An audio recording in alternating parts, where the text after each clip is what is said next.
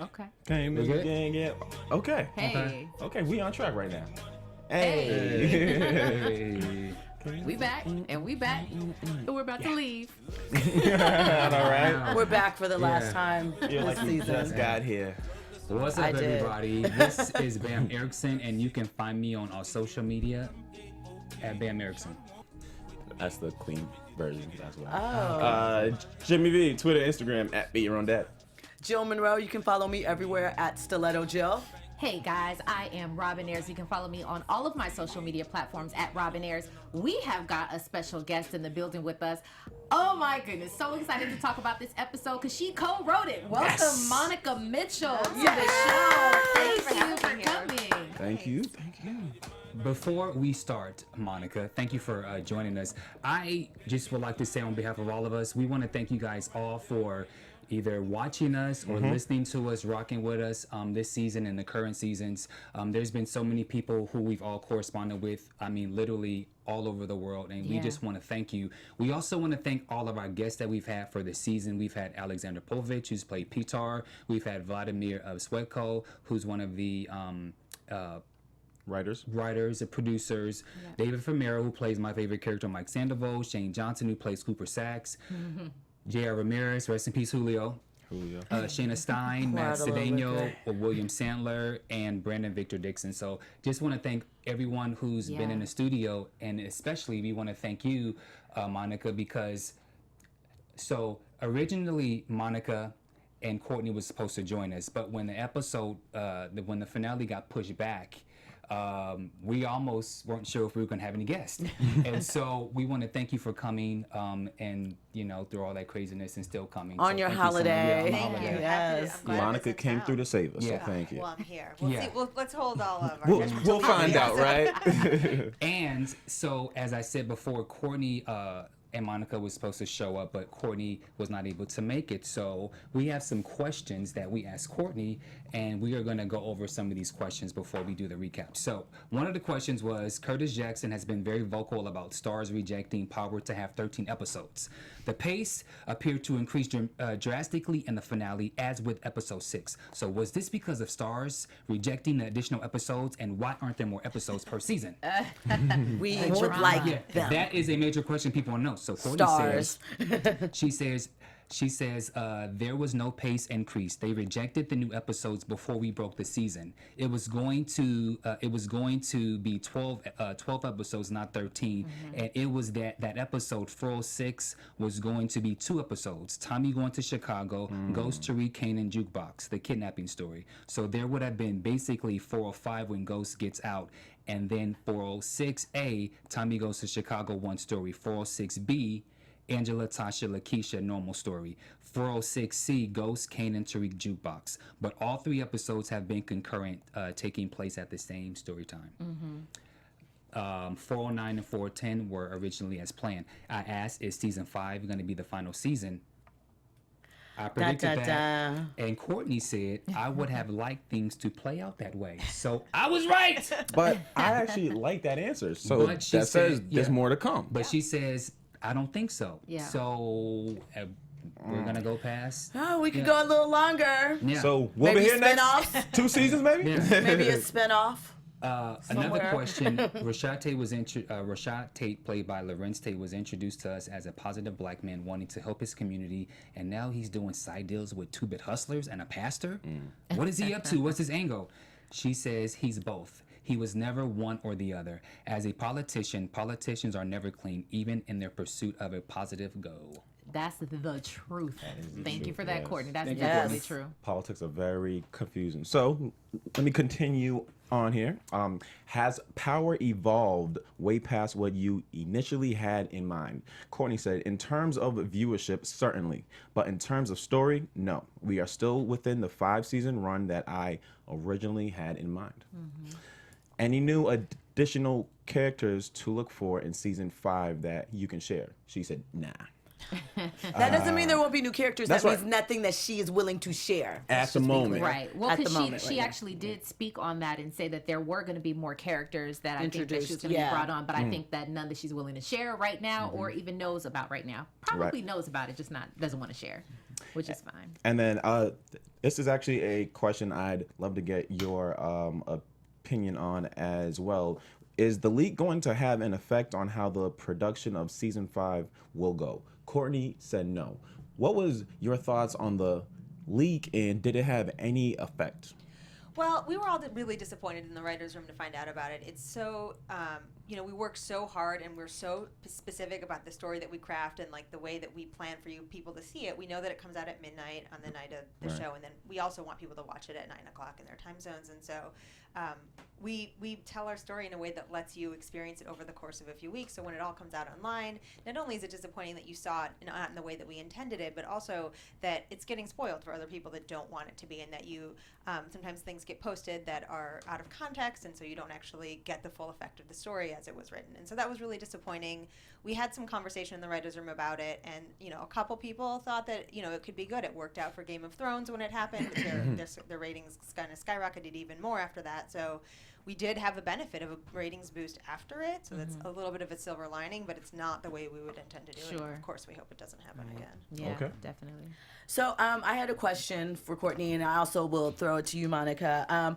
I kind of wondered why Power hasn't been nominated for an Emmy and how you feel about that, because it's nowhere. It's not the cast, it's not production, direction.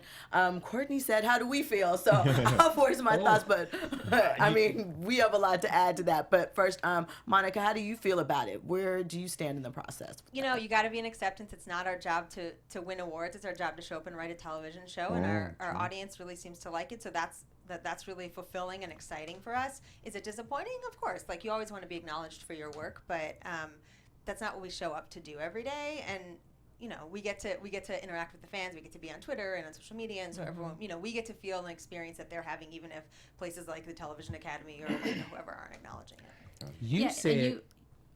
I'm sorry. And you also get that sort of gratification from the viewers saying that this is the best show that's on TV, and then I've also heard some people are saying that this is the best show that they've ever, witnessed, watched, so that's sort of, I'm sure it's not that sort of acknowledgement as far as the Emmy is concerned, but definitely you get that love from the viewers as well, right? Yeah, and the reason I got into TV was because it was an important medium to me growing up, and I related to the characters, so that's the thing that a lot of us hope to be providing for other people. So if we get that, the hardware is not as important. What character would you say you relate to most? I really understand Angela, as a career woman and as someone who's really trying to do good, but also has pulls in her life that are pulling her in opposite directions. I think I can really relate to that. And also, frankly, I really got the Raina character a lot. I had, Raina. Rest in peace. Can I say something? I've been itching. I was not here for episode 9, but I said Raina was gonna die. Yeah, I was like, no, Bam, stop saying that Raina gonna die. I told you. Bam was right. I said Raina was gonna die. So let's make this clear. Bam, you are fishing for a lot of compliments already. Yes, you've been right, and yes, you are right about that. But Bam, I think we also agreed with you that Raina was it was like doomsday for her. Something was looking bad. Yeah. So, but yes, if that's what you would like, Bam, you are absolutely correct. You were right. You called it first. Thank you. You called it first. Now, can Petty Pablo answer the question about the? Please. Okay. Yeah. So, you said it's not the cast's job to deal with that. I think it's Starz' job. And I didn't see any consideration, posters or flyers that I feel Starz could have done. Side for Survivor's Remorse, though, I believe. NAACP Image Awards. Okay, that was but Image, I feel like the network should have pushed. There's been a lot of talk with lack of promotion and that the fans are what really makes a show. And I just felt like Starz, at least you had Tommy, you had Tasha. Who could have done supporting. You had for guest roles, you had the Lobos character. I mean, there's a lot of categories that I felt could have been in the mix with some of the nominees. So you're saying due to a lack of promotion on Starz' part? Correct. Promotion as in what? Meaning, well, they send out buy ads, send out buy into the process to get for your consideration so that it gets in the eyes and the hands of the Academy members. And I'm saying that I didn't see any of the into considerations for best show, for supporting actor, guest role. I didn't see any. Now I'm not even one. They didn't do a. If they did do a push, it was very small. I didn't see any, Yeah. so that's I all don't I'm believe saying. they did. Yeah. That we have not had any strong for Yeah. your consideration promotional campaigns. Yeah. So we would love to have it. Very interesting. Yeah, I'm sorry. Sorry, that's okay. No, because I think it's a very real question.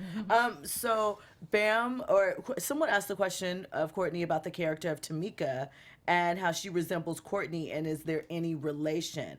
And she said, I don't see that at all, no. And Quincy and she went to college together a million years ago, but she is no relation.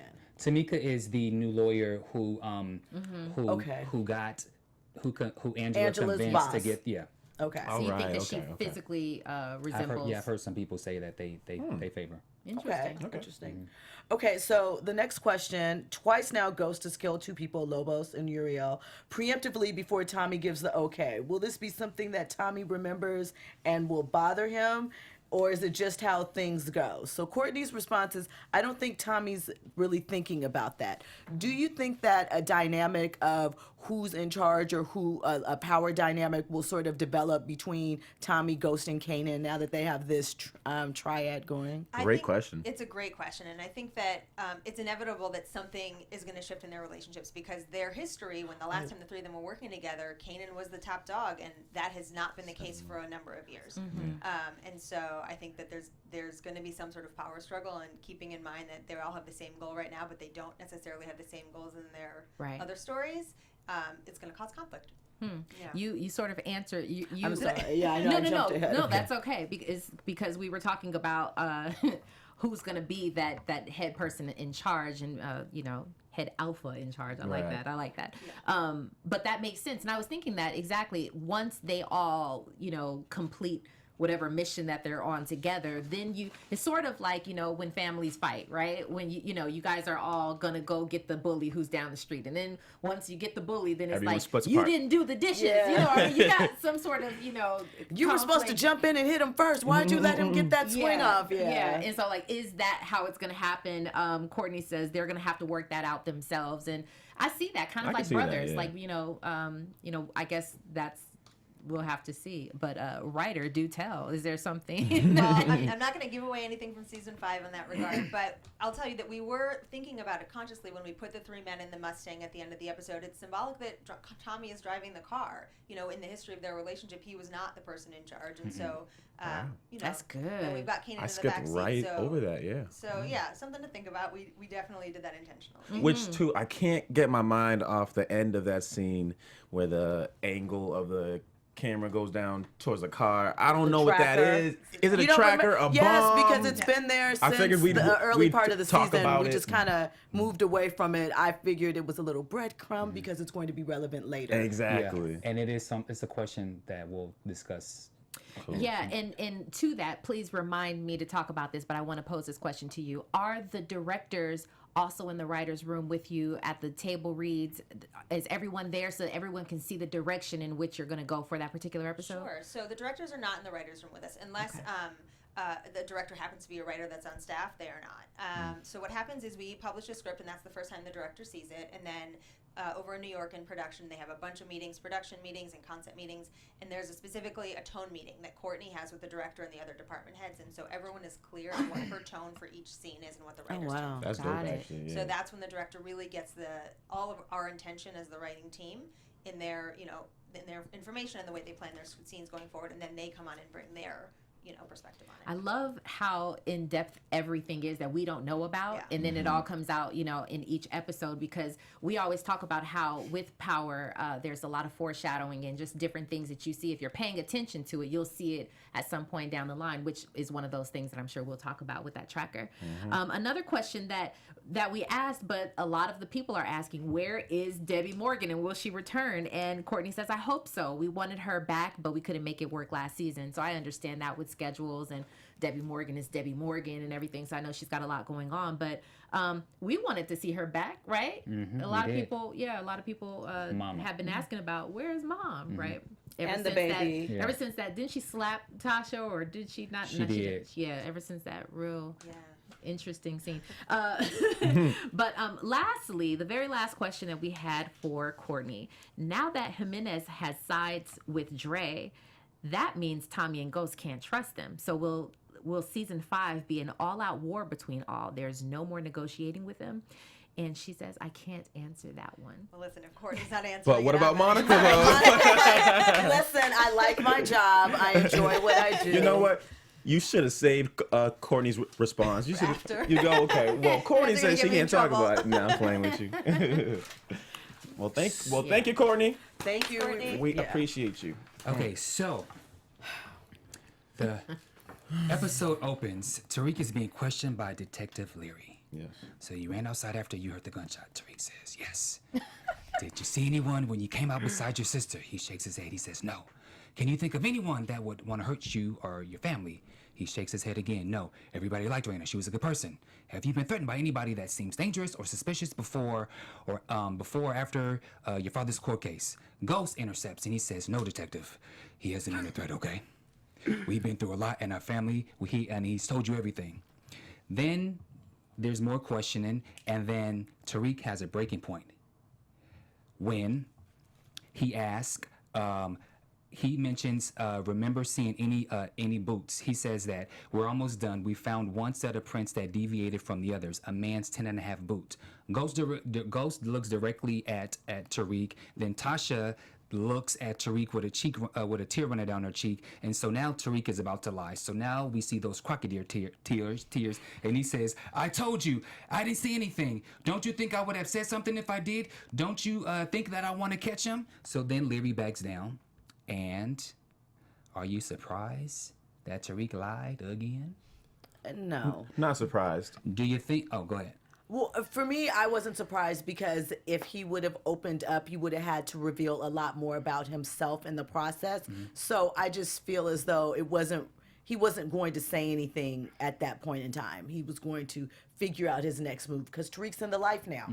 So then when they're in the car, and before Tariq gets out, Tasha questions him again and says, if there is any, like, we're in some deep shit, like, is there anything that you can tell us so that we can help you?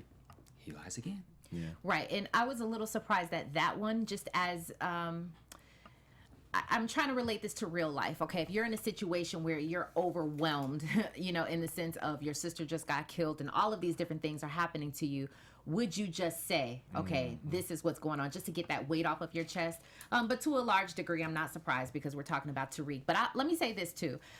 I said on season or episode 9 that I was shocked at his Reaction? his reaction when Raina was shot and killed, and I was a little disappointed that he didn't have more of a reaction. I have twins myself, so I'm like, if you don't cry, you know, if something happened to you, if she bumped her knee, you better. No, I'm just kidding. But I'm just saying. So I was a little shocked at that, but. So my question is this: we've seen him this whole episode, episode 10. Tariq brought his emotion. He brought everything. So I much. felt so much from him this complete episode, and I wonder if it was intentional for him to grow his character that way. I didn't feel it that way. You didn't feel I it? felt like he only cried because he didn't want to get caught up in the lies, so he had to build up the emotions to keep his story going. Because I just don't feel like that. I believe and the Monica, tears. maybe you could elaborate. Yeah, I mean, it's actually a great question for Michael Rainey Jr. too, because so much of what came out is his own performance and what his decisions that he made. But for our money as the writers, I think that the end of episode 9, he was in shock, and Tariq would never know how to react in that situation, having never been in it before. So my interpretation is that he was just really shocked out of any emotion. And then in episode 10, I think that he was going to keep everything on lock. He wasn't going to tell anyone anything from the beginning, and he's holding it down in that scene with Detective Leary. And I think the emotion comes from a place of grappling with his own responsibility and what that means, and also the real grief coming up. I don't think it's totally manipulative, but I think that it's like, it's kind of like, he's in overdrive. There's so much happening that the only response is tears. Yeah, I like the way that you said that, overdrive. I was going to say the word overwhelmed, but, so much, again, I think that so much is happening to him that it felt really sincere for me as a viewer. I agree with that. So then once he leaves, Tasha then says to Ghost, she says, he's lying. You can't see it because he lies exactly the way you do. Ghost says he's not lying. He didn't see anything because it was a professional hit. And then he goes on and tells, mentioning the whole Jimenez cartel and what's he's involved. And so Tasha's pissed because she says, so you dragged us back into this life? This is on you. What happened to going clean? Some other things happen, and he says that I'll take care of it. And she says there's no taking care of it. What were you guys' thoughts on that conversation between Ghost and Tasha? I think they were just looking for some type of understanding to what's going on with the whole thing. And then Ghost, always trying to be 2 steps ahead of the game, he just jumped to conclusions like, all right, this is all my fault here. One thing I did like about their interaction, though, was she says, better not get killed or get caught. Tasha is always telling Ghost to do something. If you remember back in the day, he said, Angie, all right, make sure you keep doing what you're doing. So, Right. I don't know. Tasha is just really, as we see in this whole episode, she is just determined to figure out who did this. So I think it's a matter of who, what, where, and when. That's about it. Yeah, I agree with that, Jimmy. And for Ghost, I just have mixed feelings about that with Ghost because, come on, man. Like, there's so much of me that roots for Ghost. Ghost, the street dude, the Ghost who knows everything. Ghost who's peeping every, from his peripheral, he can see what's going on. But maybe because of I think because he does see fault with himself and like Tariq going down this route, down this road because of things that he's done. Maybe he's just trying to find the innocence in him. But I'm like, come on, Ghost. Like, the dude is lying. I want him to be a little bit more up on that. Maybe that's just my own feeling, but I was a little disappointed that he can't see that he was lying. I also think that with Ghost, I would see why Ghost would blame this on him. He just got out of jail. Sure. Tariq just became this new person, and it got worse, and it progressed, and it got worse. Yeah. And so I think a lot of times parents always tend to think that they are the cause as to why their children goes before them. And so I had wondered whether if the two of them were going to have the blame game, because I read somewhere where I think 70% of marriages, end in divorce when a child dies. And so I can see why Ghost felt that way because it's his baby girl. Right. So for me, I just felt that that was just a natural thing to do. Is for him, he's the man. He I think any father would naturally want to take the blame. And speaking of that too, going into this episode, I was expecting so much out of Tasha and Ghost based off emotions wise. You just lost your baby girl. I felt that Tasha delivered, tears definitely. Ghost was just mad, I didn't see him shed a tear. Maybe come together with Tasha, like, all right, that's our girl. But I feel like with the loss of a child, I think that he was stunned as well. So his response was in the only realm that he can control. I can go get a gun. I can go figure out who did this, and I can take them out, because that's all he can do. He can't do anything. He hasn't been being a father figure, a husband figure. So I don't think that, I think it was shock, and it might hit him later in season 5. I just think that at this moment, the only thing that he can control is getting out in those streets. Right. And also, I understand, because I recently just had a loss as well, and sometimes not everybody falls over the casket the moment that someone dies. Very true. Sometimes it takes you a moment. Different. Like I haven't been able to mourn because, right when I'm in the middle of trying to let it out, something happens in my cry break. So sometimes it just takes a while to let it all out, especially when it's your child.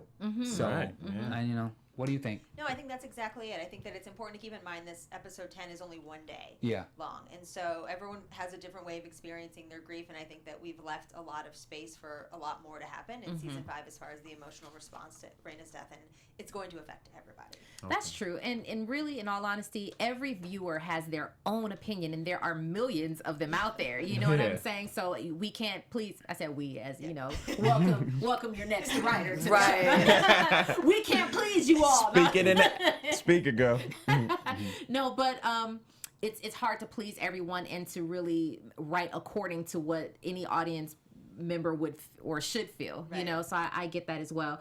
But there are some people, to that point, there are some people who said he had more of a reaction when he broke up with Angie, like when he was outside the door and he was like bawling, crying, than with Raina. But to that, Bamm, that's an excellent point, because especially Ghost in his character, what he knows to do is like, I'm a man, I'm gonna go do what I have to do. Like, what's on his mind right now is like, there's no time for grief, there's no time to handle any of that. Let's go get whoever did this to my baby girl. So I think that is at the forefront of his mind. Agree. And a lot of times now I want to go to now when they go upstairs, because a lot of times you have people who are in your face for the first 2 weeks. Normally, normally in the urban, the black culture, sometimes a funeral can take up to 2 weeks. So you have people who are just constantly there in your face. They come in, they cook, they're doing so many things, and sometimes you don't really have time to yourself. I want to now talk about when they come out the elevator.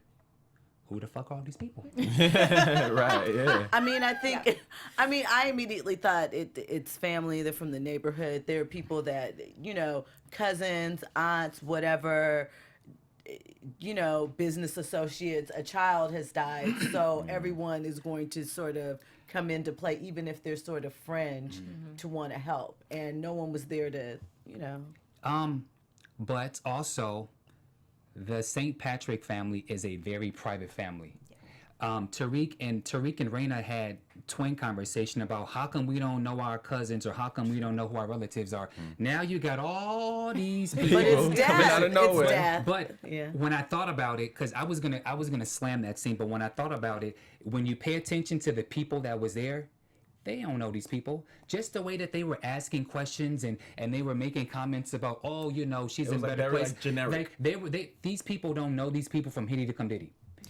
And they were just there, and that's what normally happens. You have people that come out of the woodworks those first 2 weeks, and then the moment that the funeral's over, you don't see them people ever, or you don't even see them for 6 months. They don't even call. But that first, until they're buried, everybody's there. I'm here for you. Yeah.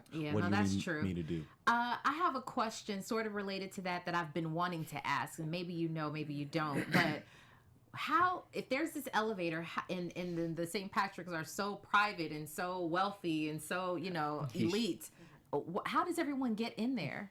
I assume Keisha. Yes. So we had lost a lot of page count just because the nature of a script is we usually write it longer than it can possibly be shot. And so Lakeisha called everyone that was important that she thought Tasha would want to have around. And the answer to your question, Bamm, is that we have established that Ghost has no family, but Tasha does have extended family. Estelle, for example, and so those are her cousins, and they aren't necessarily close with them, but they are the people that come out of the woodwork when something like this happens. And then for those viewers who are paying attention, we had a couple scenes, 2 or 3 scenes within the penthouse, and we had it fill up with more people throughout the day. So, people from the school, Raina did have friends at school, other administrators. So those are the people that would have been showing up, we felt, throughout the day. The final thing about that is, it felt like the funeral already happened. It felt like a repass. Like there was a lot of people already wearing dark. And if you don't know what a repass is once the funeral is over and then you go to the cemetery, you go to the family member's house, and that's where you eat, play cards. If it's a lit repass, then the liquor comes out later. They start off playing Al Green, and then next thing you know, everybody dancing to Snoop. So that's what a repass is. Sound like you've been to a couple of those. Yeah. Totally. And so it felt like a repass. It felt like the funeral had already taken place. Right. It has not. Okay. Yeah, That's all I'll tell you. the feeling was, as soon as they got off of the elevator, that music, that the slow motion of them walking, and it was just very solemn, and it felt like a repass.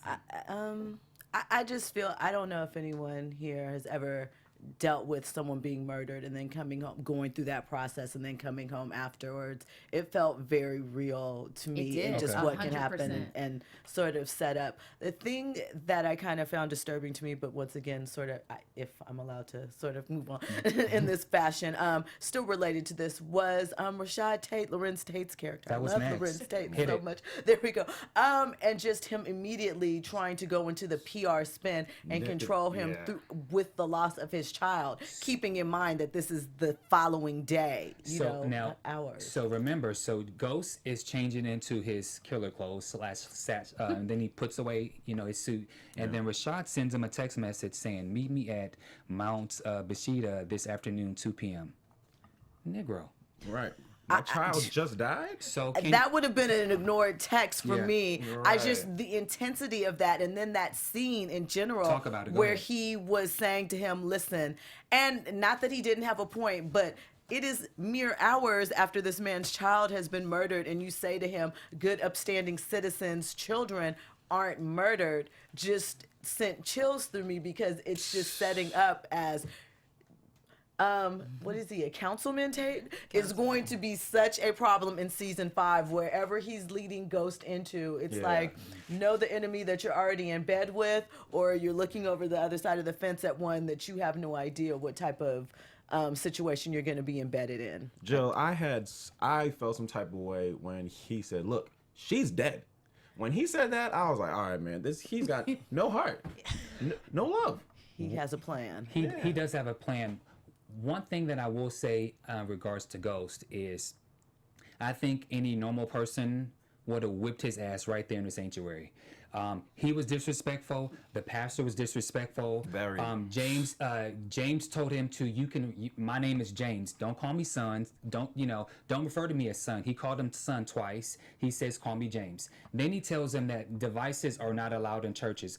I don't know what church you've been to, but you can YouTube and type in choir, shouting, Holy Ghost, usher board. In the sanctuary. Everybody uses a phone. So I felt like they clearly came with intentions, but the way that Ghost handled it, Ghost is very smart and very strategic. He will let you think that, okay, sure, I'm gonna listen. Same thing with Milan. Right.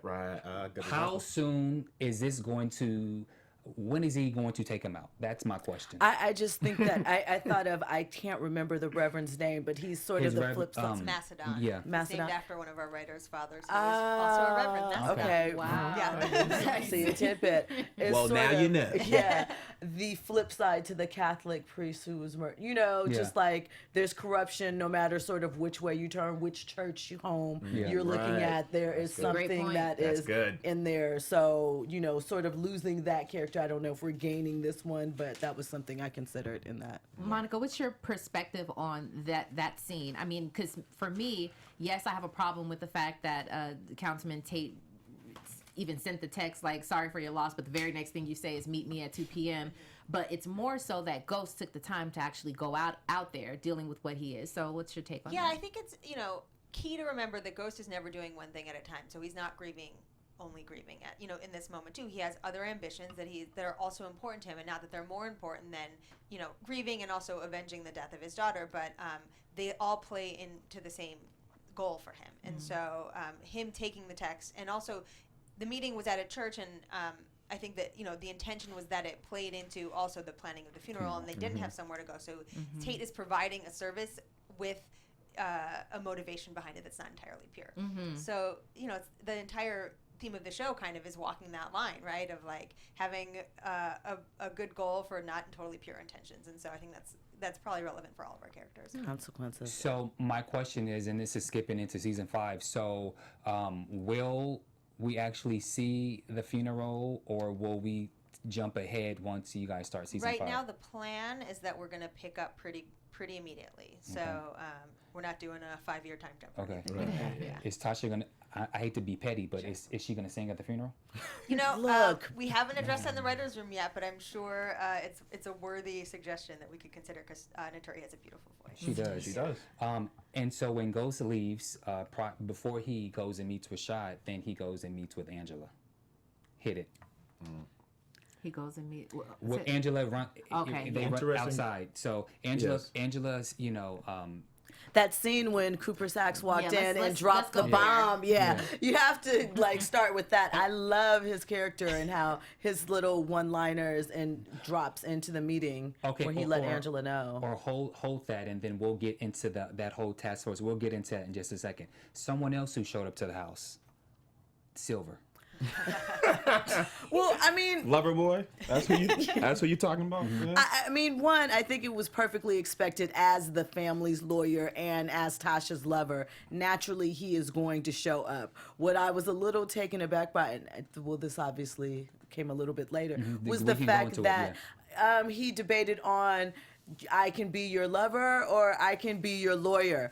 She needs a lawyer right now more than she needs a lawyer. So I'm going to go with that. And if you can't do that, have some suggestions for that, because what she's telling you is intense. And I also immediately thought back to him seeing her lock up the gun and just so many different things. I'm curious to see where it goes. It was curious to me, though, that he didn't automatically sort of jump into fixing mode, because that's sort of been the position that he's sort of held out for her. And even though she admitted that it was her, even still, you thought it was Ghost, so you thought in some type of way she was going to be involved in something illegal or unclean, and you were willing to go there and hear about it. So now you're not ready to jump into action. I don't know.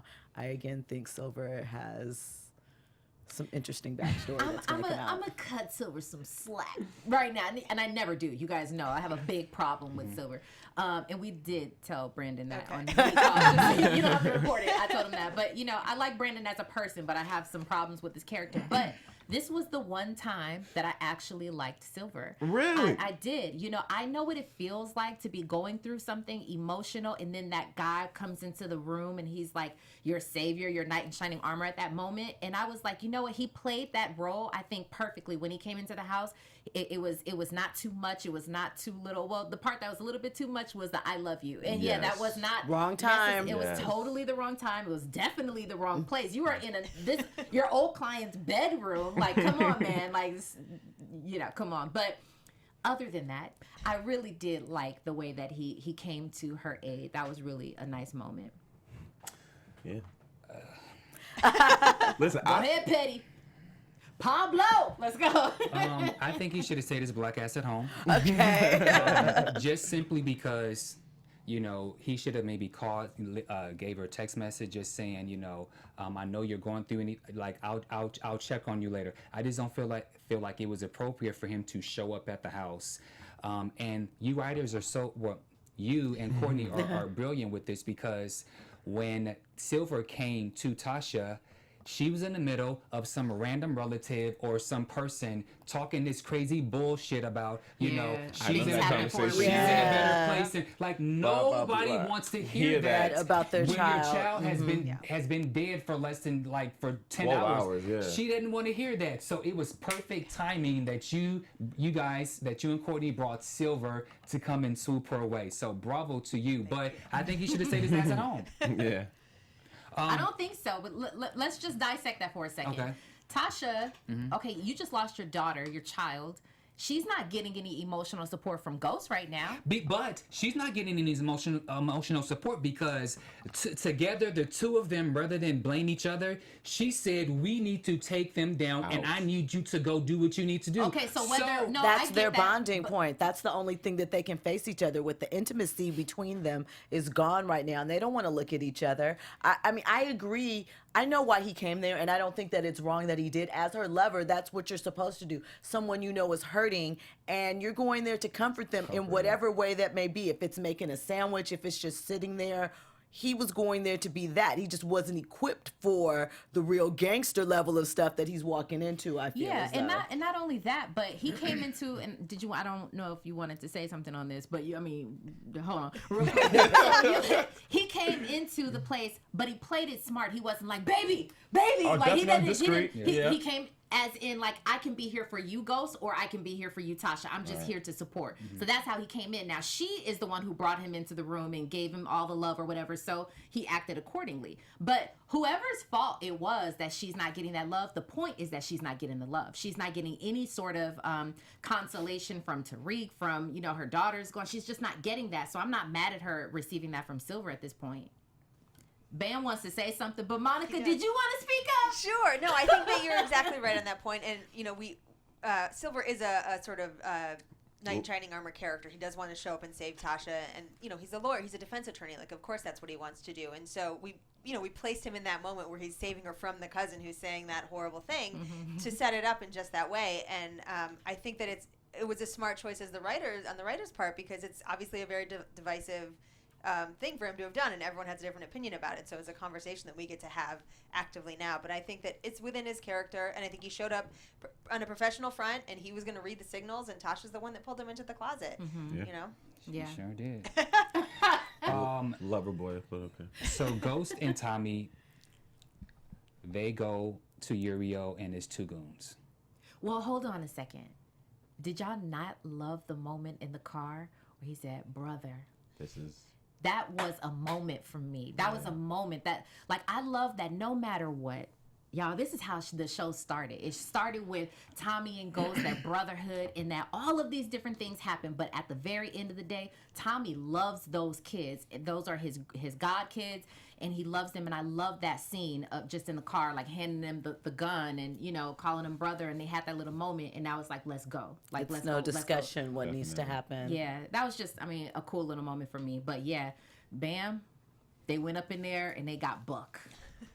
They took care of business. Yeah. No questions asked. I was glad for Julio, even though they didn't know initially that it was for Julio. I was glad to see that for Julio, The because truth came out.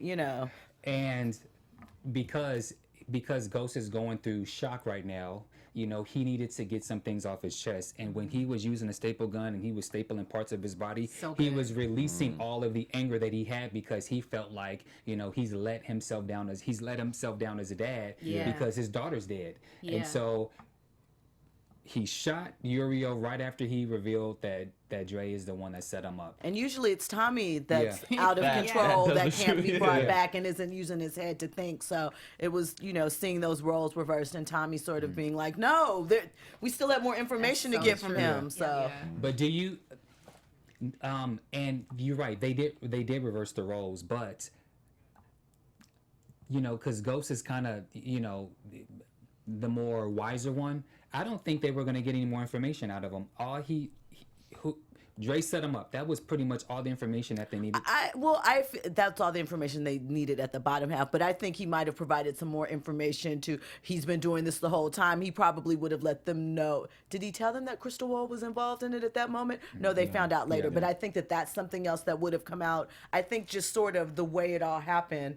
Not that it matters ultimately, because they came into that information, but I think that they probably would have gotten to their point a little quicker if they would have gotten a couple of more details out. But I thought that moment was just genius. I thought it was great because clearly Tommy is there to ride with Ghost, right? They're after them because they thought that they killed Raina, but it ultimately showed what Tommy really wants to know, which is, remember, Tommy, outside of this Ghost and Raina thing, he's in a situation himself, That's right? right, yeah. So he's trying to find out about, Julio and all of these different things, and Dre specifically, because remember from episode 1 or episode 2, where it was the thought, the curiosity, is Dre telling the truth or not, and what is Dre up to? So he finally gets his answer right there. So that moment of, what are you doing? Like, you shot him, and he's going to talk about Dre, and Ghost is like, I don't give a about Dre, you know what I mean? And so it goes to show the two of what they're really there for. Yeah. I mean, the underlying, because the ultimate on the surface is, of course, Raina, but the underlying thing. So. Yeah. And Like that focus. So Ghost was wrong. The Jimenez was not the reason why Raina died. Yeah. So now they're back to square one. And so now Tommy, then Tommy goes and follows Dre. The blue Mustang. Yes. Could he drive a less? I was about to say, I know. they don't see that around the corner. Who No, can't see that bright blue ass Mustang? And everybody knows it's his now. Yeah. Like, Right. Yes, you're totally right. It's iconic for Tommy, and also the reality of this episode is that he's on a time crunch and he doesn't have time to go be changing out of his car and getting something that's indiscreet or that's discreet. It's it's the nature of what his mission is right now. So. While we're on that car really fast, remember when he gave the Mustang keys to his mom, Kate, and he got the other, what was it, a Yukon or whatever, the black truck? Was that because he knew that they placed a tracker on the car? He didn't know, but he felt like he felt they were on his tail in some way. So that it's such a distinct car, he knew that they would be able to track it. So he figured park it at Kate's house, leave it there, and then he felt like they were off his back So we went and reclaimed it. Got it. Yeah. Thank you. So when he sees Dre going up to Ray Ray, then he gets into his car and is leave. And so now let's go to Dre and Raymond. So Raymond confronts him about the money that Dre owes that jukebox, and Dre's basically like, I don't owe you shit. And Ray's like, And to that, so Ray Ray does not know that Jukebox was killed. That's right. Must not. Okay. Yeah. yeah. Yeah, because he said the money that you haven't paid me in Jukebox or whatever. So I was like, okay. I wondered that too. And so then Ray Ray goes on to say how he's wired, and I have tapes on tapes of you Lies on lies. lies on lies. Is he really wired? I'm not going to answer that question. Okay. But I asked it on Twitter last night when I was live tweeting the episode to see just what the audience thought. And across the board, people seem to think that he's lying about that. Although a couple of people were like, he is an undercover cop. It would be smart if he did that. So I'll let that play out in season 5. Well, because there's so many things and information that, like he said, if he's wired, he later told Destiny that he killed Raina. Right. Yeah. So I'm just wondering this wire thing, but obviously because you won't answer the question, we're gonna find something out regarding the wire. I'm not going to say either way. Yeah. I just took a lot of clues from the stash house in general, how much money was stashed in the floor, the different items. It's just, I feel that Ray Ray, though departed, is going to come full circle, and not just because of his obviously death and trial in relation to that. And I thought this scene was particularly interesting because it's the first that we've seen Ray Ray and Dre interact ever since Tariq was kidnapped, right? So was this scene a setup or a foreshadow to get the information on where Ray Ray was going to be later on that day? Well, it certainly helped us in that. But, as Tariq says when he comes into the scene with Dre and threatens him, Dre is the link for him in all of this. Yeah. So Dre's the one that knows everybody and all the pieces. And so we needed to set up Dre as a character that was formidable enough for Ghost and Tommy and Kanan all to want to get at him for different reasons. And so making him that link, which we'd set up all season long for Tariq, was the way, that brought Ray Ray naturally into the fold. So and then before that, Kanan goes to confront Tommy, and Tommy is with his new blood relatives. His new Italian brethren. Steve. And so Kanan shows up, and he wants to confront Tommy because last week or 2 weeks ago in episode 9, we know that Kanan was set up, and he went to confront Tommy to see if he was responsible for this. He had the dudes just dead in the trunk. Yeah. A true thug. Yeah, a true That's thug. all I thought. A true thug. Yeah. And so we obviously it was not him, and Tommy didn't know that he was that he was back in town and so forth. And so then he reveals to Tommy that Tariq called him asking about the whereabouts of Ray Ray. So this is where the story starts to really push and go. From there, Kanan goes out of town. He's with his new crew. Kanan always has a crew of people. Man, he is Because he's been in and out of jail. You have those Yeah. contacts, people to reach. I got a lick. I got to wait for us to get some money. What's up? Boom. But he was also the king of the street, right? Yeah. Even Right. before jail. So it's like you probably got your homies, little homies, and you know how it goes on and on probably. So he's out of town somewhere, and he's with these crew of young guys who's Googling the whereabouts of Andre Coleman. Google. Because he's old school. I ain't got time for Google. He's probably poor thing, probably never used a computer. So they let him know that there's been a death in the St. Patrick family, one of the kids. He assumes that it's Tariq, but it's actually Raina. So now he automatically knows what's going on. And so now let's go a little bit forward where now Tommy finds out, and he calls Tasha saying that it's Ray Ray and that she needs to find and figure out some alibis. That's when I knew, excuse my language, shit was about to go down. Tariq is missing. So Tariq leaves. My question to you is, because people were asking this question, how did Tariq find the safe combination to Tasha's? Okay. I don't think that's a hard question. I don't think it's Do a hard anybody question. that has kids know kids will peep and learn they know. and pick it up? As twins, they've had that conversation because they want to know what's in the safe. Yeah. I don't have a concrete answer for that. It's Yeah. not something we actually decided a specific instance where he learned the combination, but I do think that Jill's right. It's just, he's a very smart kid, and he Yeah. has, big ears that are listening to everything, and so I think that he found it at some point in the course of living there, and just. And then also too, I was actually thinking, I'm not a parent. Maybe you can speak on this, but when my kids get old enough, I want them to be prepared if something were to go down. So I'd be, hey, if blah blah blah, just go there. Not Yeah, this not family. this they family. wanted to keep them squeaky clean. Y'all They like, left what? all You the tripping. street Yeah. side. They wanted them to be the Huxtables. Yeah. And, Okay. Denise and Theo weren't like, it's the Glock upstairs in case of emergency. Yeah. So I feel like that's kind of the line of thinking. And they would have a safe for that specific, and then there would be another private safe. So and Right, a safe I don't inside think the so. safe. Yeah. Robin, So sounds like I've got a lot to learn about kids. yeah.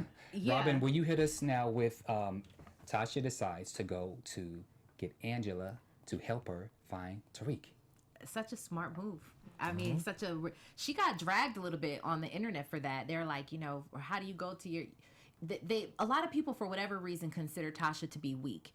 And I've never seen it that way. I've always called her a G. And I like that she's a G, and I like that she thinks like G's do. Now, just because she's not out loud in the streets, she's got the manpower for that. She's got Tommy and she's got Ghost to handle whatever needs to be done in the street. But she's really smart. She's really, really wise. Like even the way her face lit up when she was like, she thought she was defeated for a second. With she tried to call Ghost and the phone was in the what do you call it? The desk, right? And she was just lost for a second, and all of a sudden, in a very Tasha fashion, she's just like, yes. And I didn't know what she was thinking, but I was happy to see that she showed up at Angela's desk. I have to disagree. I felt like this was the only episode where her brain was kind of all over the place for obvious reasons. Right. When she walked in, she says, "Ghost, James." She slipped up. Why did she reference to Angie that her husband is Ghost? I think she wasn't thinking. I did. That's my And Angela was slow to react to that, which Yeah. was interesting to me. I felt like she kind of missed that quickly because Did you guys also miss the fact that Angela said James. James. She corrected Yeah. herself. So I Yes. think they're both in the situation where outside of what has happened, and you're right, she has reason to feel all emotional and all of that. But outside of that, she's talking to Angela. You've been through, all up and through my business now. And right. just like I know all up and through your business. So it's one of those things now where she did slip up is the fact that you're at her office and you called him Ghost. That's something to be more concerned about than the fact that you said it to Angela. Can you refresh my memory? Does Angie technically know that James is Ghost, or does she just assume? I can't remember because unfortunately you guys only do 10 episodes and we have to watch That's a once a year, so I forget. I'm sorry.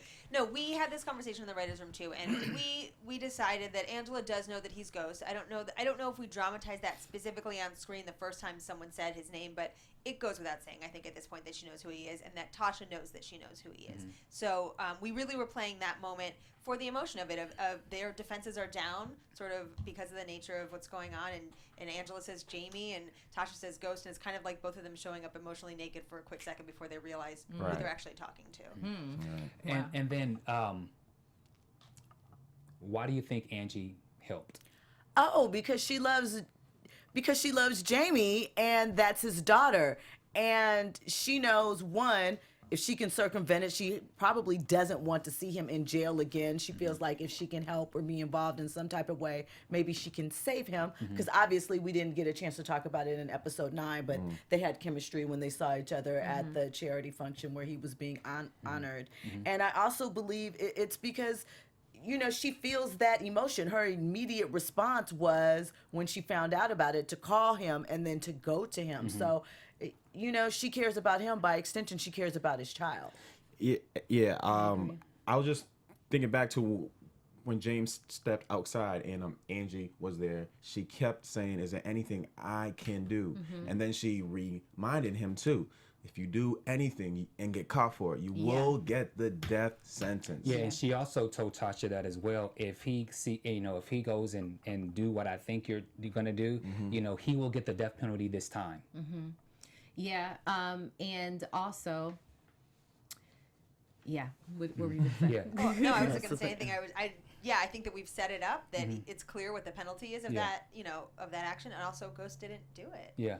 They don't know that Once yet. again, Right. once again. I think she has to hold on to that. Like, that's her truth. I think that's the truth. And certain people don't want to let go of the fact that James is guilty. But now I think they just know that he's guilty in other things and want to kind of bring, justice about that way. But the other thing is, this is, as the weeks go by, it feels like such an extended amount of time that the show goes on, but it's really within like a couple of months. It's been so. like 4 months since a pilot. We did the math on it. It's been like 4 or 5 months. So it's like things. So you don't fall out of love. Like, I know True, that's Angela's true. hurt. She's probably made a decision. I've got to move on from this. She's scorned. All of these different things. But at the end of the day, she still loves him. Yeah. So and then you had an attachment to his children. So that specifically is going to tug at your heart, I'm sure too. So that's probably why. So I feel like ever since the start now, everybody knows what Ghost does, but can't prove what he does because he's so good at what he does now. So it's like he was in the closet, but now everything's out there. If that makes sense, guys. No, you're exactly right, and it's the beauty and the skill of Ghost is that everyone knows what he's done, and no one can connect him to the legitimate James St. Patrick, which was why the Maria part coming back, which I'm sure we'll talk about. She's the first person that actually can connect James and Ghost, other than Angela, obviously. But And I was surprised that came up in this episode. I thought that was something we were gonna have to wait until next season to see, but she was right there. Yeah, I didn't, only because we saw it in episode 9 or 8 or 9. I can't remember. But that she's already in the office, I Yeah. wasn't ready for that. I was like, oh God, on top of everything else. So now the chase. So they're all trying to get to Tariq, who is in Washington Heights, going to apartment 5C. So Tariq, how do you get there? I don't know. Well, you mean he like got actual the- transportation? Train, or location? Uber, Not location, Uber. right. So he gets there. Ghost is flying down there. Tommy's there. Tasha's there. And so we see this. It was like an action movie. Like, and my heart Yeah, was it just was. pounding. Yes. So just an open discussion. So we all knows what happened. But what are your thoughts on them walking into the house? Tariq, Ray, just go. All right, quick.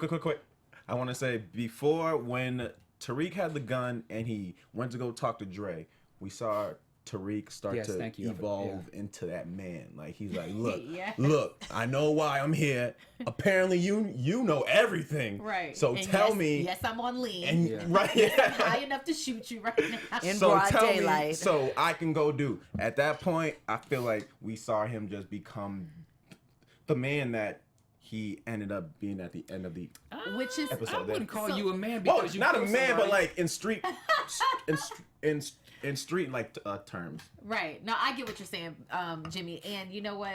Wait, first of all, did he actually make a cup of lean in the kitchen or no? I wonder about that too, and I meant to ask. Yeah. So yeah, he did. Yeah, he In did. front of everybody. In front of Yeah. everybody, the dude made a cup of lean. Yeah, Yes. well, I mean, Zero the way Fs it was now. staged, he had his back to the Yeah. other room, so no one could Yeah. actually see it. But he But was he left taking the a cough, risk. the cough Yeah. medicine right there on Yeah. the counter and stuff, didn't he? Or I no? think he pocketed it. Oh, he did. Yeah. Okay. I But- mean, the boldness. Yeah. Yeah. He's right. Like, he's out there admitting that he's getting high. He's out there making it all his concoction to put everybody. If there's a patio, I'm sure somebody went out and had a puff before the end of the night. So I'm just saying, like, there was some stuff probably going on besides Tariq with the lean. No, yeah, Yeah. I get that, but yo, like Yeah. 16-year-old who's Yeah. making lean. I mean, Yeah. I'm just saying. Yeah. He was clearly hot. don't give He a was F, in yeah. the first. He was in the bedroom. Remember when Yeah. Raina walked in on him? Wasn't he making a cup Yeah, a couple of he episodes ago? was. So now, just he's He's like, I don't clearly care. addicted. So what's your thoughts? So But yeah. so now he's confronted Ray.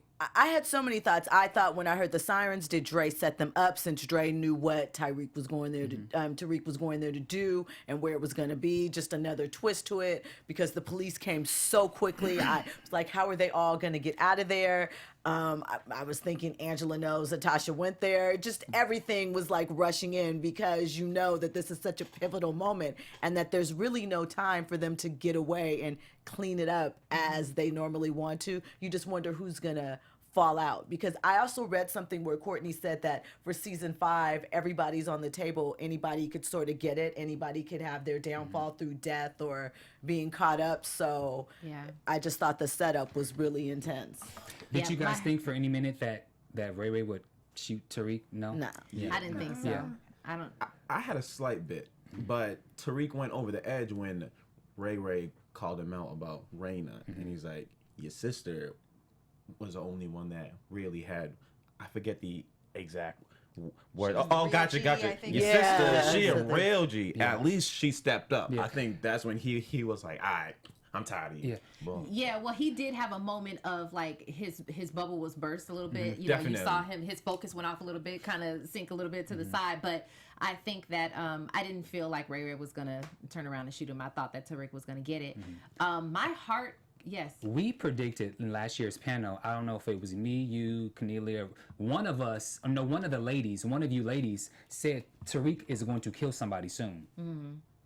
Maybe it wasn't you. Yeah, I don't know. at this Who knows? point, I don't know. Yeah. I mean, I feel like it did for Tariq to die or get shot or anything like that. Then he wouldn't have to deal with the consequences of Consequences. everything that he Agreed. went through. So I feel that him living and having to deal with that guilt and assert himself in this new fashion and become his father, who he at this point in time claimed that he hated because of all these things and all this conflict, he had to live. Yeah, so I was gonna say that my heart dropped when a couple of moments when Ghost was running up and he heard the gunshot, and then when Tasha didn't know which building he was in or which apartment he was in, and she saw the flash. Now that was just her moment by moment. That it wasn't two gunshots. It was there was just two gunshots. there was There two was two gunshots. gunshots. Okay, so There was, I think I counted 3. So there was the one that Ghost heard, and then there was a 2 because you saw the flash. flash twice, which would then go explain why there was a bullet in In the the wall. wall. yeah. Yeah. I was so mad at Angela. For Shut real. up. Come on. Shut up. say Let's be you quiet. wanna let's- help. Let's talk about that really quick.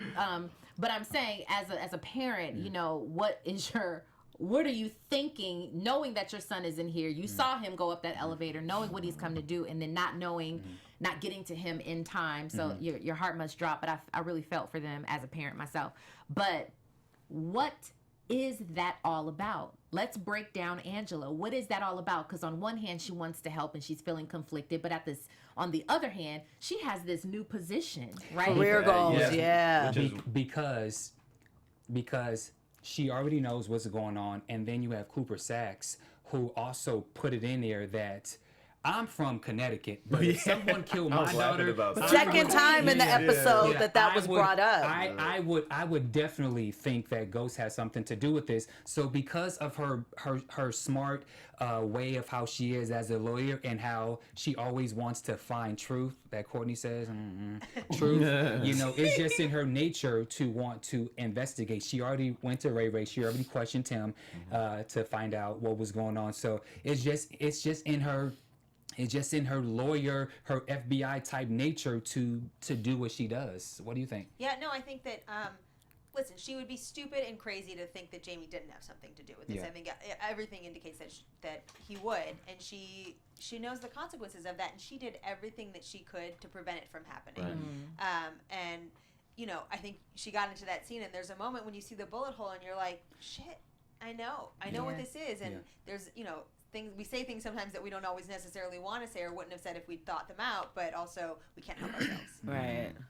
So once Tasha, Tommy, and Ghost are up there, they know that Tariq, you know, killed Ray. So Tommy and Ghost do what they do.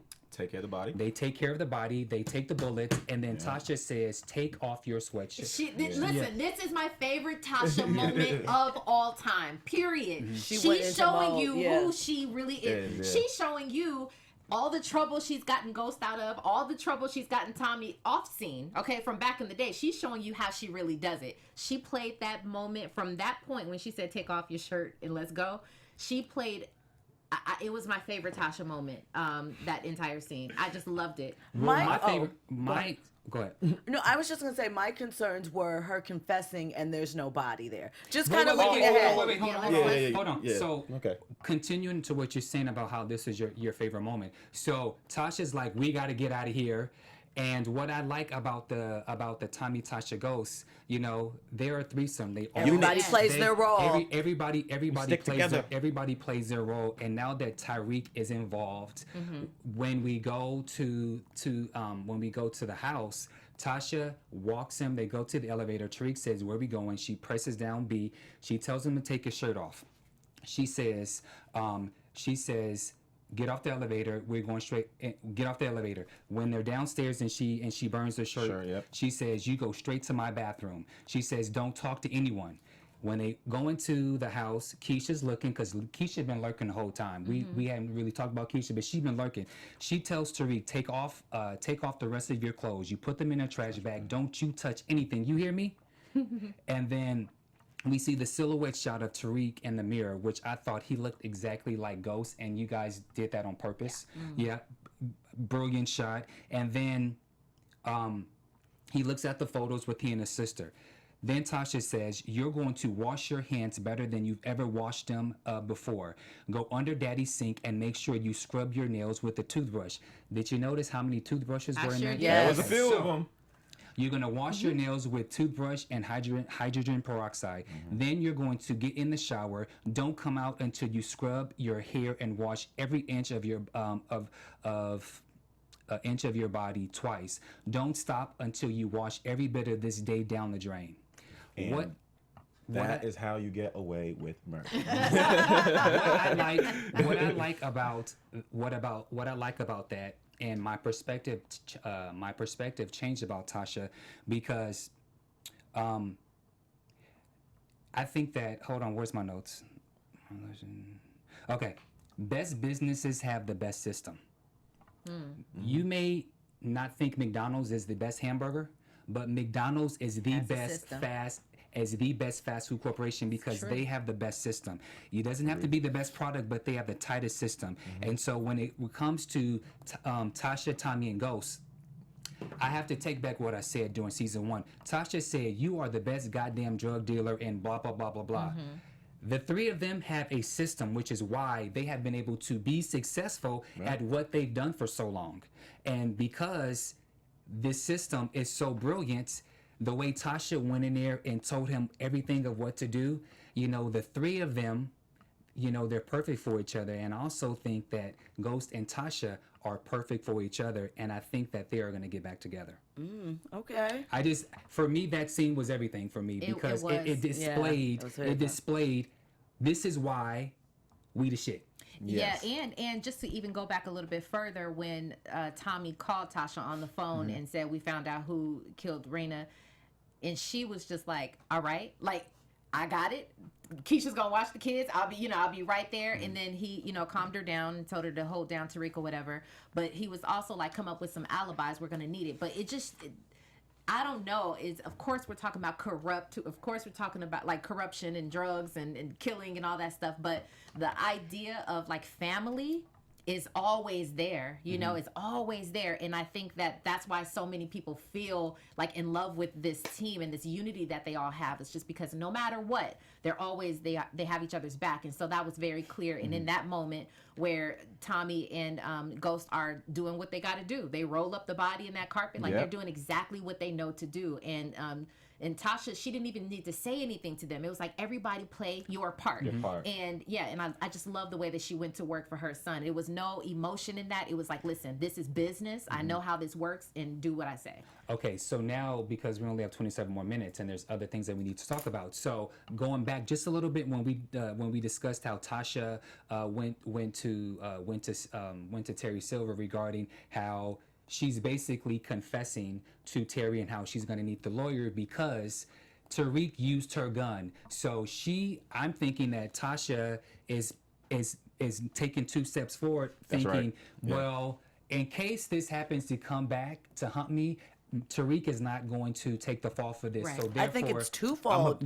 It's I'm gonna put it on me. Yeah, I'm gonna put it on Because- me as a distraught mother, and also she went to Angela. Yeah. You know, and we know Angela can yeah. be tricky. You don't know which side of the fence, But- and Angela knew the location, Yeah. and there's a murder at that location. But so. at the same time, they didn't know that the bullet was. As far as Tasha is concerned, their There's no bullet system, there. Yeah. everything is clean. So you kind of wonder Why she did it? why did she have to do it? Why did she I go to think Terry that it's Silver? because I believe in my heart because she went to Angela, and she knows how Angela is. There happens to be a murder at this location of this cricket cop. Angela, not that she knows that, was kind of already on the case. you knew Tyreek was going there. I mean, it's not a far stretch. Yeah. And if Ray Ray's wired, it won't even matter. Do you have a what's your I thought? just think bottom line in this one is very simple. Tasha is in protective mode. She's a mother, and she is not going to let this come back on Tariq. That's and how that's all I took she's it thinking. as. Yeah.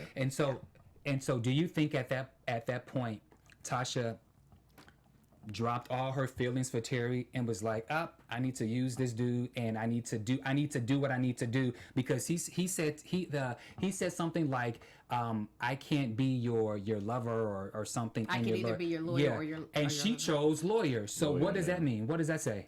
Boy, It's you about better her play child. Your I mean, position. Yeah, that's all. You know, the lover part can come into play Yeah. later as your lawyer. I think right now the immediate attention and what we need to focus on is I have this legal situation. I don't think that it's a matter of I can manipulate him. I think it's let me protect my child. He's already here in the fold. So And Tasha's the MVP of this episode. Listen, like what mother? I know for a fact.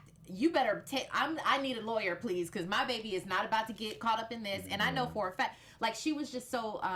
We wanted her to leave Silver alone, right? Yeah. Now, I mean, is he a great attorney? Sure, absolutely. So that is her best move. Who would advise her to take him on as a lover rather than a lawyer and go find somebody else? We can't depend on Proctor, you know? I mean, come on. So, I mean, that was just the smartest, best move that she could make. So, even in being distraught, I think that she just played this role so well this episode.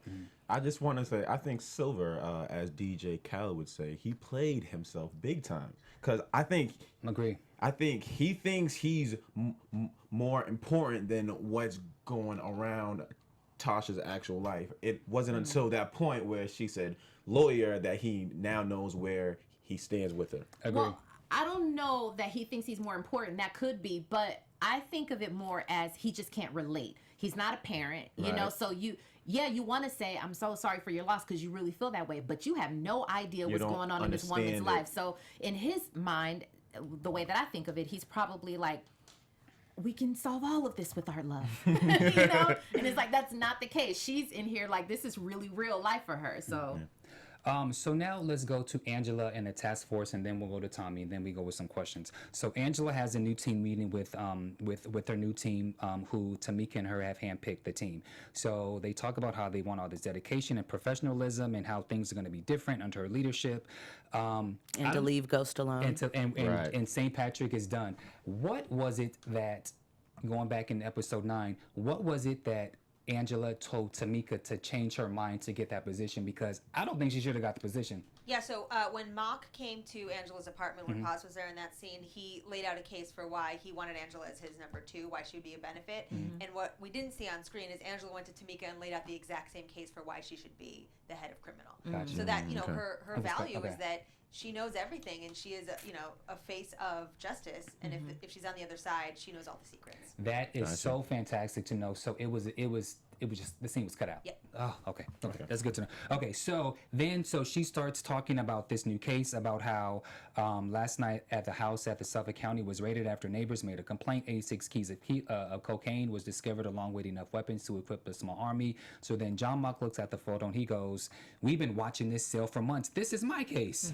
She says, "And maybe I'll assign it to you, John." So then Cooper comes in and gives the news about what's going on. But what is your take on where this storyline is going for season 5? I think it's very interesting because, again, you know, we say this all the time. Like, you don't ever, like, they never show something for no reason. Like, it's always going to come up somehow, some way. And then the fact that the Jimenez siblings are now being brought into this because of a house or a house call or a disturbance. What was it? The neighbors made a complaint.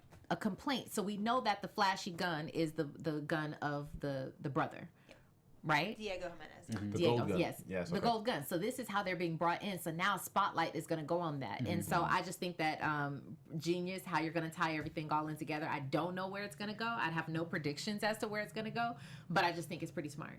For me, I just thought it was a very real moment as a woman, as Angela being one of the few women in that room, especially in minority women, where she automatically was even in that moment looked at as sort of, well, yeah, okay, Angela, we know you're corrupt. We know you're going to do some off the wall stuff. Whereas if it had been a man, or, you know, even a man that was still in the position when all of these things were happening as the head, he sort of managed to skirt the blame because he's a man and he wasn't directly involved. So I think that's also an interesting dynamic for Angela because she is a woman, and I think that plays a role into how they treat her as well. So just to be clear, did Angela take the position of Sandoval? Is that position? Yes. Is okay, that exact position. Okay. Now that she's got some more clout, Right. do you think that Angela's going to use some of this clout to help out where we think that this is going to go? I Help believe out so. what? Yes. it depends on how she acquires the information. I think Angela's sort of, I think that she has morally an idea of what she believes justice is, but just as sort of with life, that can slide or bend depending upon how it directly impacts her or how she feels the person that is thereafter, whether they deserve it in this instance or not. So Right, and so Bam, to answer your question as to what so now we know that they're on to the Jimenez siblings, right? And we know that Dre is attached to that, and with Dre we know that Tommy is attached to that, and with Tommy we know that it's like a trail, right? Yeah. So it's inevitable that they will find some sort of ties with the Jimenez siblings and Ghost and all of them. The people who she wants to be furthest away are going to be closest, right? So will she use some of her clout to kind of help out with that situation? I'm just going to look at you. Just gonna look at me until I give you something. I will tell you this. Something that we've talked about a lot in the writers' room this season, as we're preparing for season 5, is the difference between people who they think they are and who they actually are. And so that's something I think that's really relevant to Angela's character, right? She has a morality, and she thinks her compass is pointing a certain way, but a lot of her actions have indicated otherwise in the past. And so that's something we're gonna play with going forward. That I think I'm not gonna say where it's gonna land. I honestly can't even tell you exactly where it's gonna land yet because we're not done writing everything, but. Yeah. I think the teenage love affair thing, it's still there, just based on the scene at the banquet. They looked at each other quick, and you sense something was there. Sure. Obviously, it was The teenage first time. The teenage love is there, but after watching the parts of Tasha that I thought was very strong as far as the system and things, Tasha and Ghost are better equipped for a marriage. There's just things that Tasha can do that Angie can't do. Like, they have this whole teenage. Can y'all believe I'm saying this? But there's so many things that Tasha is more equipped to do. I mean, Ghost loves family. He loves to eat. Can Angie even cook? Can she even cut a chicken? Angie could. Like, there are just so many. Listen, Postmates works everywhere. But he can do is Blue Apron, no, Hello but Fresh. he is accustomed to family lifestyle, Right. coming home, the dinner. There's just He didn't things. care about that anymore. No, but now that Tasha understands wanting to go clean, now that she wants to go clean with Keisha in the hair shop, like, I think Tasha gets it now. Tasha gets why Ghost wanted to go clean, and because she gets and she understands, I think she's going to support her man, and I think that. Hold on, wait, So you're hold disagreeing on. with me? No. Hold on, I yeah. actually do. Well, I actually agree with you, but I have a question in Okay. regards to that because I was the biggest Ghost and Angela fan, and now I'm not. I totally want and believe that Ghost and Tasha will get back together. That's the hope. That's the prayer. Because I agree. But when Ghost looked at the flyer of Man of the Year and he crumbled it up, That means is James he is gone. saying James this St. is Patrick no longer is my life? That's and what I felt. That's Full how time I felt. now. Yeah. So is this now? And then going back to the car scene where Tasha and Ghost are talking, and she says, "You brought us back into this life, right?" Yeah. So to me, that says we're back in this life. Yeah. So I'm just saying, with that being said, the two of them now are back on like one accord as to what has to happen from here. Okay, I just had to say, and I said this last episode too. The whole idea of Tasha plotting a whole nother life behind Ghost's back, I think she still got that in her some way. I don't know how it's going to play out, but I still think she wants to go out on her own. Okay. I just don't think that. I think it will be really hard for them to come back together on as far as their relationship, the intimacy after losing a child and the betrayal, that because it's all going to come back to this all happened ultimately because you left our family to be with her. And I think that We can even if debate it's that. true, We can Why debate she that. leave? She left because Because she wasn't supporting them. Yeah, because she wasn't supporting him the first place. but ultimately, I feel that will be the roadblock to them really getting back You together. know, it's and kind of working. like we break up to make Man, up. aw, You know man. what I'm saying? Kind of like that. I mean, you know those moments where you go through like a lot of hard times and then something has to bring you back together. Couldn't it be this? Couldn't it be? I mean, Could be.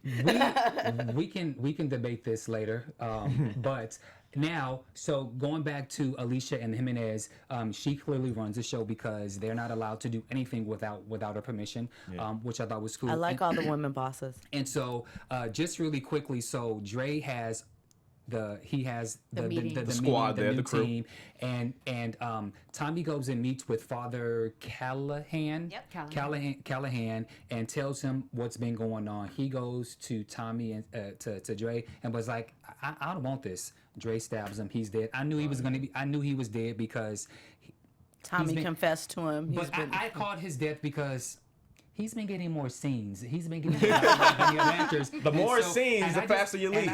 I just felt like you guys were setting us up for murder. That's just what I think. But so let's have the final discussion where Alicia and them call a meeting and says, "Listen, this killing has got to stop."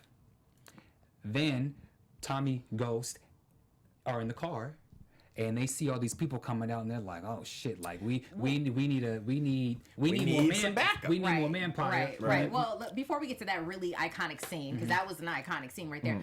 The fact that Dre is having this meeting, right, and he's such You're a gonna say Ghost, like he was playing say it. Ghost right there, like that's Yeah. how Ghost used to be. But he is the most unliked character of all time right now. Yeah. I Yes. really because dislike his his character. loyalty More to than nobody. Tariq. Yeah, definitely. I don't understand why he's still alive. I felt like Tommy gave him way too many chances, and but listen. They need a foe. I have my own theory as to why Dre hasn't died yet, but I'm letting you know right now. If Dre does not die in season 5, where he has Tommy, Ghost, And Kanan, Kanan, right. and Tasha, and then Tariq, and then let's be real, people like the Jimenez, they can kill you. They don't play. They can Yeah, kill you. right. If I'm telling you, if Dre stays alive past season 5, like he needs to be dead, because normally around the 5th or 6th episode, the big death happens. Last year it was Holly. This year was Julio and 6 other deaths. Dre has to die, or I'm Like coming to New episode York and I'm 4 or gonna make a 5. scene. Hold you to that. Take him out.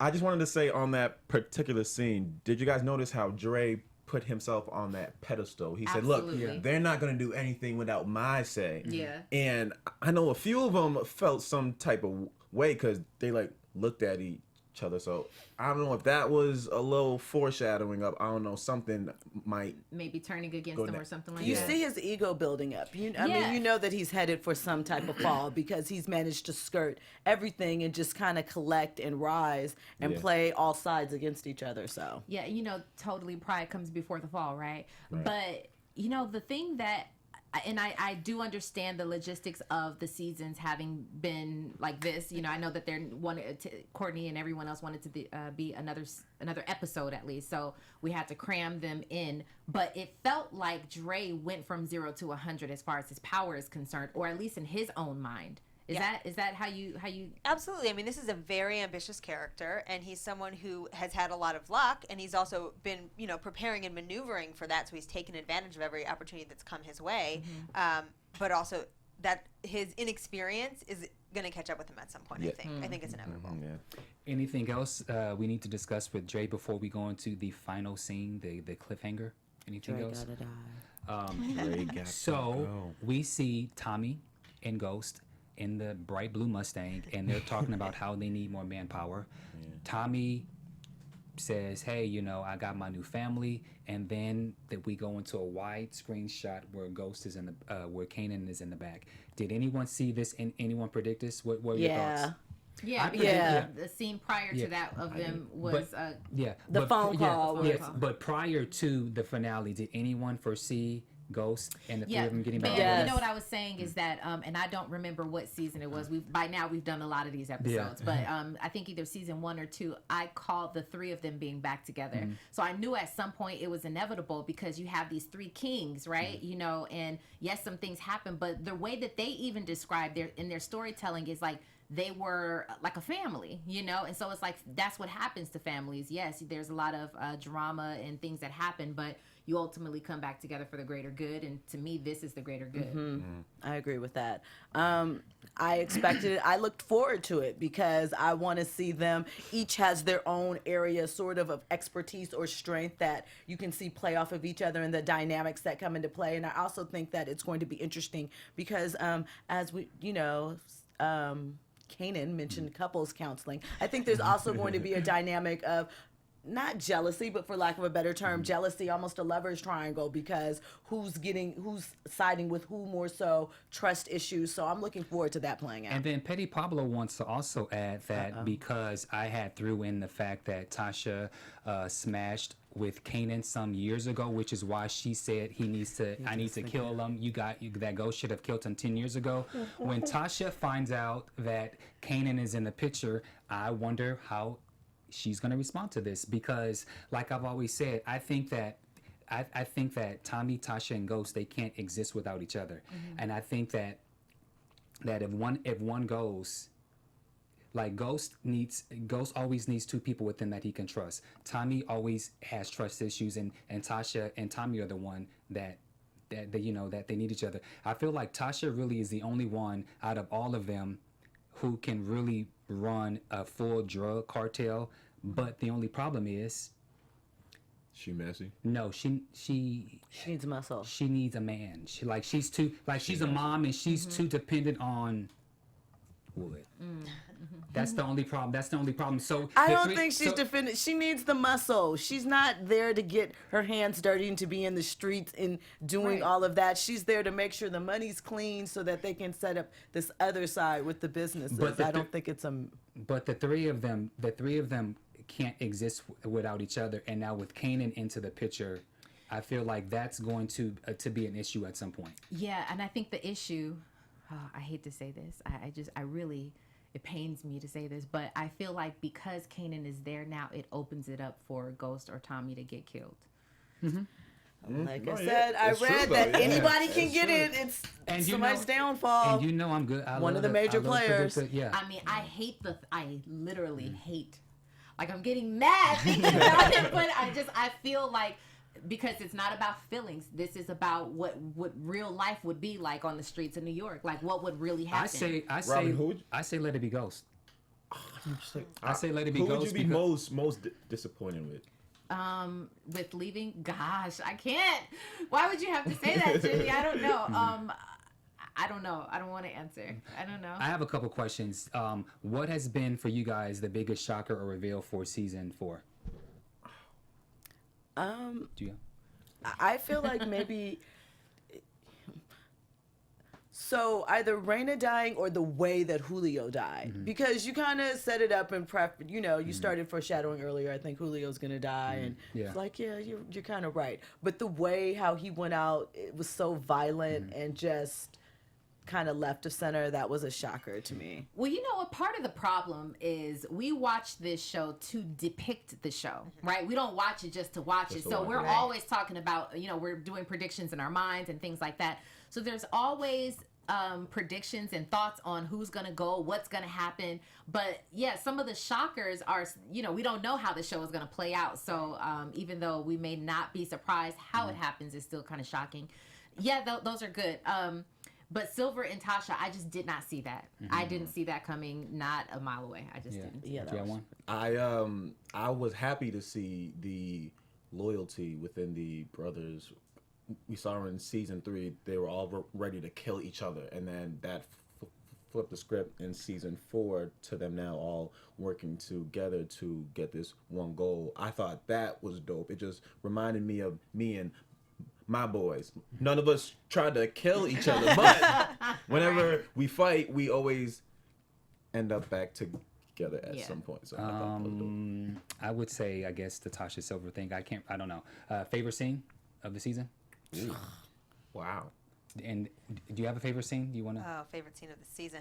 I thought Raina's death was beautiful, frankly, and How could you? No. I know I thought it was so beautiful, and I hope surprising. And in episode 410, a couple of my favorite scenes were Tasha and Angela together. I just think that those actresses were so brilliant in that scene for me, and I loved seeing those characters for the first time ever working on the same side of something. It opened my brain up to a whole new direction that we could take things. There was a scene with Tommy and Destiny that we didn't talk about, and where he got the information about where Raina was Yeah. staying. Right. That is one of my favorite scenes. The actress that plays that role, She did- Andrea she Rachel did a Parker, great is job. phenomenal. I'm really a big fan of hers, and I think that we really got to see when Tommy didn't kill her in that scene that Raina's death has affected him in that scene, and it's for every character that's the case. It's going to change something for every single character, and that was like a very clear example of it. So I really like the power of that. Favorite storyline? Anyone? Favorite storyline? I'm sort of I'm intrigued by it. I wouldn't say, I don't know if I have a favorite. It's hard to pin down one of those. But how Terezi was brought in and how that is going to affect the bigger picture of their business and their relationships. Because Tommy, for so long, has been on the outside, just sort of siphoning off the extra sort of, peripherals of Ghost's family. And now he's very much dialed into the fact that he has this whole other side of his family. So exploring that and what that means to him and how that kind of could set up. I'm gonna have to go with Tariq. Yeah, And even same though here. we talk so much stuff about it, bad and good, but I feel like he was a representation of any young black man. Whenever they start to go down this path, you can make decisions to switch up that path, but he kept making wrong ones, and he ultimately turned into a killer, which you don't want to become at the end of the day. But to be able to put that on the big screen, hopefully it affected some kids out there. So pertaining to that, do you feel like Tariq is now going to go down that path? Or is he going to join his family in Yes. the life, or is he going to Yeah. get his act together? I think he is down He's the path. in. He is the Blood next in, blood out. next O dog. It's yeah. Did I say what was that? Favorite storyline or scene? What? Storyline. Both. So what's your least favorite reveal? My least favorite reveal was Teresi. I felt that It was predictable. it was too predictable, and that's unpower-like. Like, we knew that was going to be Tommy's dad, probably episode 2 or 3, and it was unpower-like. So therefore, I just didn't like the storyline at all. For me, I would have to say where it was revealed that Kanan was Kanan, when they were sitting there, and that was sort of like, okay, well, that's just my opinion.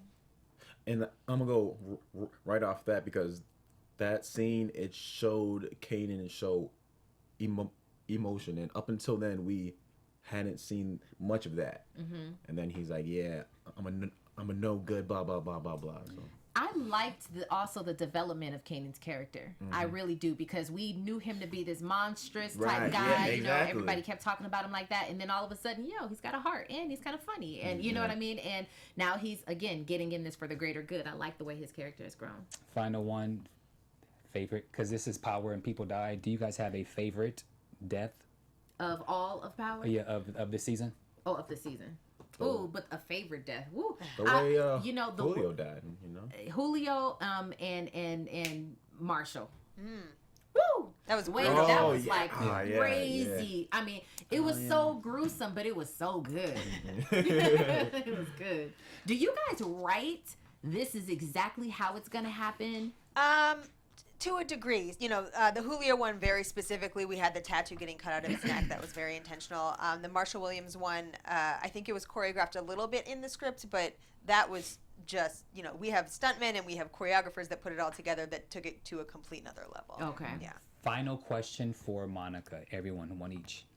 Oh, God. Well, go ahead, Bam. My question is, I know you can't answer, but Will, what's the writer's room discussion about Proctor? Will he die? Will we find out about the laptop that's in the P.O. box? what's in development thus far that you can tell us? I can tell you that we're talking about it. We really love Jerry Ferrara. He's great in this role, and so we want to give him a lot of material this year. We are trying to find the most surprising yet inevitable way to craft his story, which is Courtney's philosophy about storytelling. Okay. I just want to know if there's been any type of discussion of ideas past Power, because we've been speaking on the panel. Maybe it'll come out to California now that they got the West Coast connection and stuff. So just anything of that sort. Sure. Personally, I would love to see the world broaden. I don't know that, there's no formal conversations about that happening that I'm privy to. Courtney is having a lot more conversations I don't know about, I'm sure. We have a recurring pitch in the room of a show called Power Afterlife, where all of the characters that have been killed come back to life, and we get, or not back to life, but we get to see them in the other world, which is a joke in our minds, of course. Right. But we have had to kill off so many great actors on our show that we would love to see them all come back. So Yeah. not a real idea out there, but it's something that we play with for sure. My question is just sort of for you personally. You mentioned that you were previously kind of like on a family comedy, dramedy type of thing. How do you reach the dark parts of your mind to write about these sort of mob underworld type of thing that doesn't seem like something you'd be affiliated with at some point? Unless we just don't know about. Well, right. You've only seen what I've shown might you. have been a story, but, how do you reach those dark parts to put together sort of a criminal mastermind operation? Yeah, it's a great question. And, part of the answer is that we're all a team in the writer's room. So some of the stuff that I'm not as strong at, necessarily the procedural elements of telling a law story or the crime world, we have people that do know more about that can really contribute. And once we have broken the story, then it's about character, right? So it's about getting into the authenticity of who the character is, and that's not something that I necessarily have to have murdered someone or, been to jail to be able to access of like what it would be the truth for this person in this situation. So it's, it harkens back to my experience working in family drama, and this show does have a family drama component. If it's like it's all about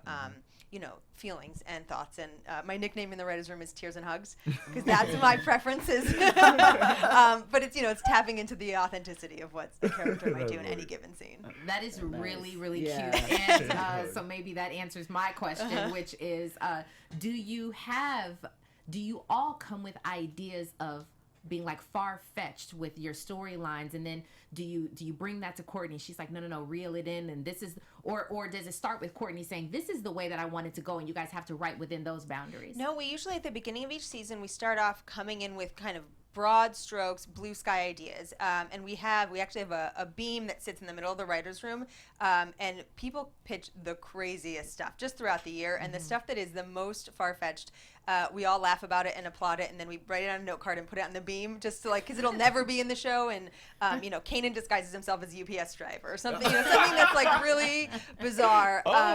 We've only ever had one scene migrate from the beam to the series. It was Heather Zulke, who is one of our co-EPs this year, writer. She pitched something in her first season on the show, which I think was season 3, that after Kanan was burnt, he rehabilitated himself using his hand for sexual acts.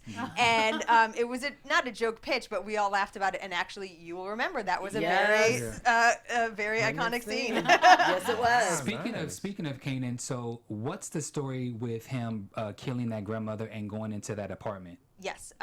What is the story? Well, that apartment was Breeze's apartment, okay. Which is why he had an attachment to being in that specific location. Okay. The grandma just happened to be the woman that was living there now. Okay. And the story behind that in a bigger sense is that 50 Cent really wanted to do something that was violent and crazy that no one had ever seen on TV before. He loves to do big things as an actor, and that was what Courtney's sick mind came up with. Which too? How much input does 50 have on the writing? He doesn't sit in the writers' room with us on a day-to-day basis. He comes in a few times a season and we chat it up. He and Courtney talk on the phone a lot. They used to talk on the phone, I think, in the development in the first few seasons of the show much more. But they're a team in the way that they do things. So he has his specific experience and he's an amazing storyteller. And then she takes what is useful from that, and then puts it into the context of our show. Nice. Yeah. Nice. Wow. Yeah, nice. Well, damn, it's a wrap. We are done. That was great. Season Right. four. Thank you guys. so much. Thank you for coming. Yes. Thank you so much, and congratulations to you. I was just looking at your credits, and so you were a script coordinator. Yes. And then, so was this your first episode? Yep, this was my first ever produced episode of television. Amazing. Congratulations. Kudos. Okay. Good job. Congratulations. Can you let everyone know if you have anything going on outside of Power, and then give us your social media Yeah, handle? I don't. Power's my main focus right now. We're working on season 5. I got promoted this year to story editor, which is the next level up. So I'm just spending all my days in the writers' room there. Nice. And you can find me on social media at instagrace_LA. Gotcha. Nice. Thank you. Well, you guys want Panel. to give any shout outs or Yeah, anything? I mean, as this is we the wrap? last one. We'll see you in 10 Wow, months. yeah. No. You guys can find me at Robin Ayers on all of my social media. I'm Jill Monroe. Follow me at Stiletto Jill. I love to talk sports, so hit me up. Football season starting soon. We can talk about that, maybe. Nice. It's your boy Jimmy V. Twitter and Instagram at BeYourOwnDad. I do update a blog weekly, BeYourOwnDad.blogspot.com. Come visit my world. And you can follow me on all social media at Bamm Ericsen, as well as some other things in TV and film that will be coming out later this year, as well as mid 2018. Nice. You can find me on all social media at Bamm Ericsen. And thank you again to everyone, whether if you watch us, if you listen to us, thank you so much from all around the world. We want to say thank you. We are we're honored that you guys, take the time and hear what we have to say. And so we want to thank you guys, and we will see you guys again in June or July of 2018. Summer of 2018. Somewhere around Somewhere there. like that. But in the Until then. meantime, please feel free to give us 5 stars on YouTube. Or 5 stars? Like us. 5-star thumbs up. Thumbs up on YouTube. YouTube, 5 and stars on converse with iTunes, us. Yep. and follow us on all our social media. Yes, and oh shoot, I You forgot. get some. But thank you for. He'll write it on Yeah, Twitter. thank you so much. Thank you to our guest, Monica Thank you guys Mitchell. for Thank having you me. so writer much. So of great. season 4, episode 10. Thank With you, Courtney Monica. Kemp. Yes, With Courtney Courtney Kemp. Shout out Kemp. to Courtney. Shout Shout out to Courtney. Thank Thank you you, for answering our Courtney. questions. Thank you guys so much. Bye. See ya.